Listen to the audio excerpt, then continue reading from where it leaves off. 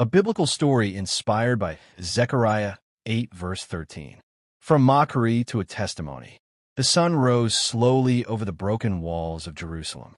Dust clung to the air, and silence filled the streets where songs once echoed. Stones lay scattered, gates burned, and the people moved quietly, carrying not only rubble, but shame. Among them was a man named Eliab. Eliab had returned from exile with hope, but hope had faded quickly. Each day, he worked on rebuilding the wall, yet the progress was slow. The surrounding nations watched and laughed. "Look at them," they said. "Once a great people, now nothing but a curse." Eliab heard those words more than he heard encouragement. They sank deep into him. One evening, as he sat beside the ruins, he spoke to his friend Malchiah. "Maybe they're right," Eliab said quietly. "Maybe we are cursed. Everything we touch seems broken." Malchiah didn't answer immediately. He had no easy words.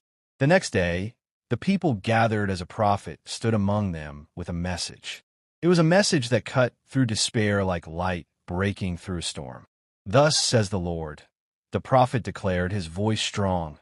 "Just as you have been a curse among the nations, so I will save you, and you shall be a blessing. Do not be afraid. Let your hands be strong." The words hung in the air. Eliab felt something shift inside him. Not everything changed instantly. The walls were still broken. The work was still hard. The nation still watched.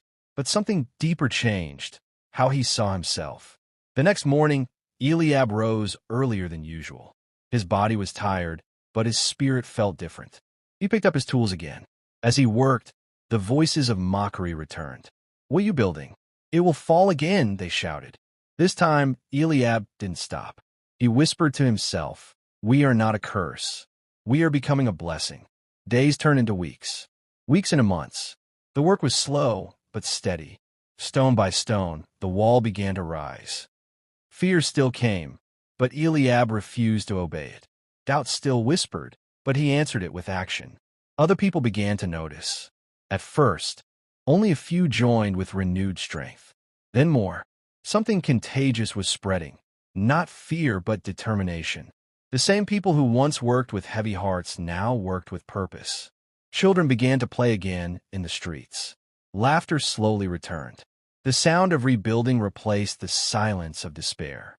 And then, one day, something remarkable happened. A group of travelers from a distant land passed by Jerusalem. They stopped, looking at the city.